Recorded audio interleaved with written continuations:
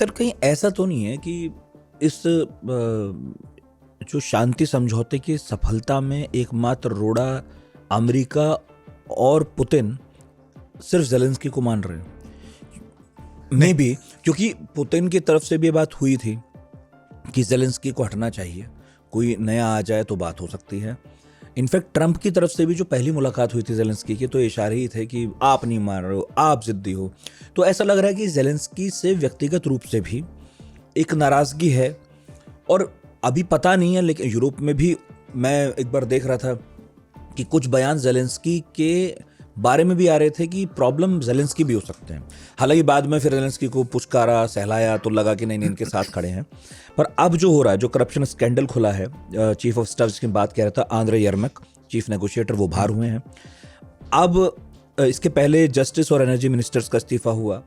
मैं ये भी पढ़ रहा था रिपोर्ट्स में, कोई मंत्री बनने को तैयार नहीं है अभी यूक्रेन में, क्योंकि वॉर की सिचुएशन है। कोई भी मंत्री बनकर कुछ नहीं कर सकता उसमें, सिर्फ बुराई ही मिलेगी सुनने के लिए, क्योंकि वहाँ है ही नहीं कुछ करने को ज़्यादा।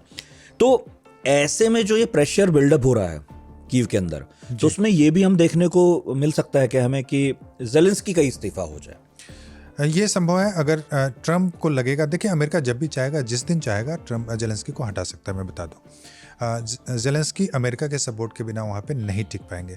और रूस भी यही चाहता है कि ज़ेलेंस्की का वहाँ पे चले जाए और दूसरे आ जाए। लेकिन मुझे लगता है कि पीस डील में सबसे बड़ी बाधा ज़ेलेंस्की नहीं है। ज़ेलेंस्की की कोई औकात नहीं है, अगर मैं काफ़ी रूड शब्दों में कहूँ तो।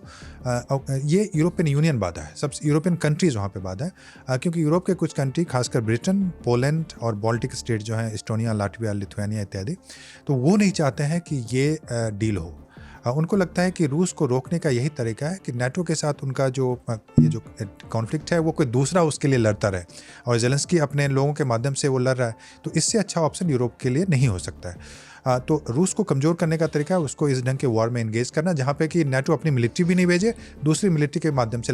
सो ये जो पॉलिसी है, तो ये यूरोप की, और यूरोप क्या करता है कि जो अभी जो वॉर चल रहा है उसमें लगभग 65 to 70 बिलियन डॉलर यूक्रेन को चाहिए हर एक साल, कम से कम केवल युद्ध लड़ने के लिए। उसके अलावा दूसरे खर्चे लगे, 100 बिलियन के आसपास सपोर्ट चाहिए।